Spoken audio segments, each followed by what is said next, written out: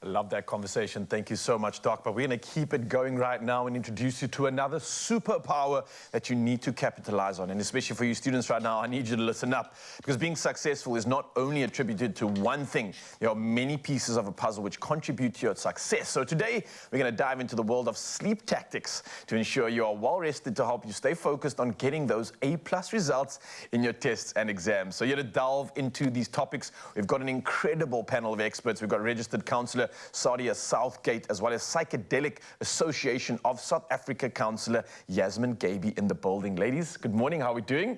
Well, thank you. You're not suffering with any lack of sleep at this time of the year yet? Experts. Okay, you're the experts. All right. I can see the glow oozing out.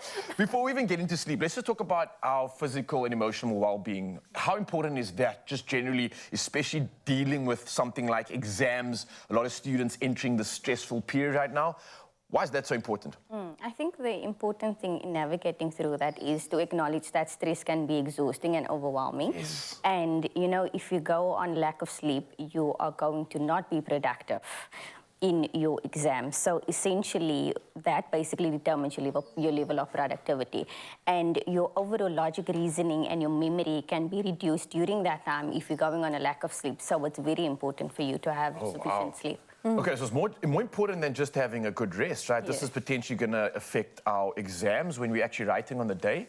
What's happening? Why is this the case? No, I think people just need to really get on board with sleep is more than just closing your eyes. Yeah. It's just more than just going to sleep. There's so many factors, right? There's emotional, there's your physical, there's so many aspects that you have to put into. So if you're not able to sleep, then all those factors need to come in and figure out what's the root. So if you're not sleeping, let's figure out what's the root of it. Yeah. Always figure out the root. What would you describe as, like, I mean, obviously there's a difference between closing your eyes and sleeping, and getting optimal sleep is obviously something that we all are chasing. How do we sort of navigate towards that sort of facet of things? Optimal sleep versus that restless night where you're tossing and turning, you wake up, you still feel grumpy and cloudy. How do we maybe differentiate between the two, and how do we access more optimal sleep? So your sleep starts from the time you wake up. So let's talk about, like, you know, like how you get hungry during the day. Yeah, your body also has a sleep drive where it worked itself. So from the time you wake up, your circadian biological clock, it starts with the sunrise. So you're awake, your melatonin shuts down, and then your drive starts, right? And it helps you to get to the end of the day. So as the sun clocks into the zenith, it's mid-sun, then it goes to afternoon sun, then it goes to sunset. So your body works biologically with that. So you need to work with that. That is to get your optimal.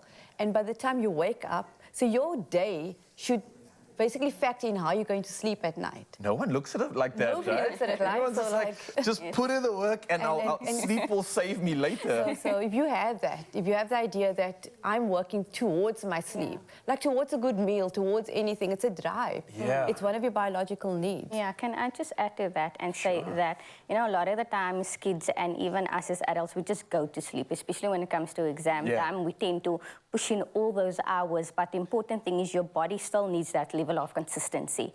So it's important that we keep that consistency and frequency going so we don't shock the body. And the important thing, especially for the exam time for students, is to kind of create a routine for them and create a set environment in terms of setting the tone, whether it is having a bath bomb, having the bubble bath going for the muscles and the body to relax, because when your muscles are tense, your whole body is tense, and then the lack of information can't basically be absorbed. You're just telling me everything that I didn't do when I was in school. I didn't relax. Right? Why would you do that? I stayed up late, crammed everything till the last minute. Exactly. I felt like a tense, stressed ball.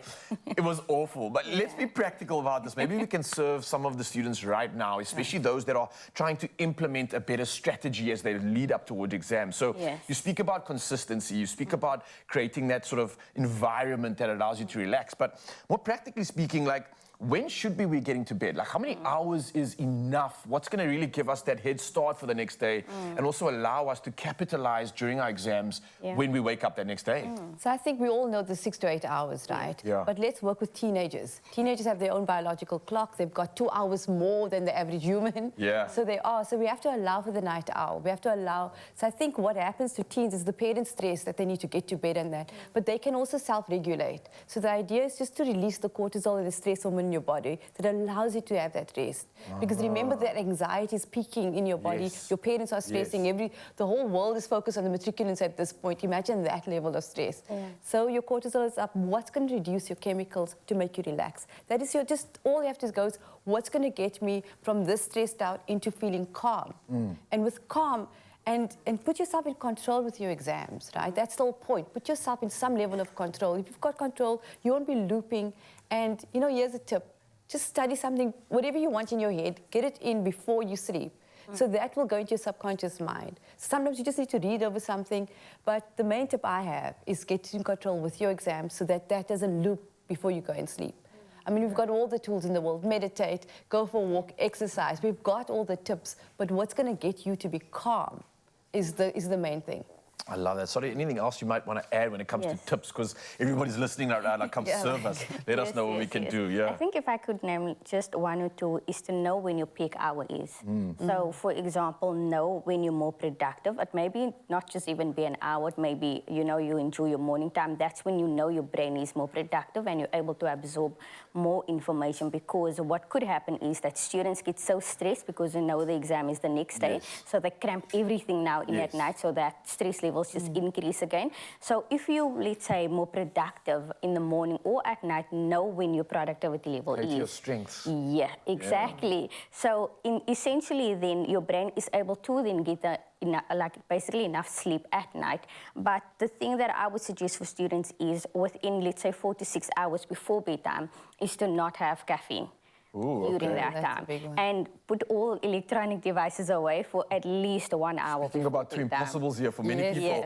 No caffeine, no phones. What do you mean? What is life? But I also want to add to that and say that if something is working for me, I need to do more of it. And if it's not working, I fix it and I do what is helpful and efficient for me. So it doesn't necessarily mean that if no caffeine works for me, it may work for another student. So essentially just stick to what works. Yeah, stick to what works. And I know a lot of people try a certain medication or certain supplements, BioPlus also assisting them with concentration or various options like that. But I mean, this is the goods. This is exactly what we needed. So this is a panel like no other. Thank you so much for your expertise, ladies. That was definitely refreshing. I know a lot of matriculants going through exams right now are going to be listening to this and hopefully implementing it as well. And again, the value of a healthy state of mind and body, but more importantly, prioritizing sleep and creating that good environment. That's what we need. That's what we're chasing. And that's what we're going to get all the way up until those exams. And we're going to slay it. Bring on the A's. Bring on the A's.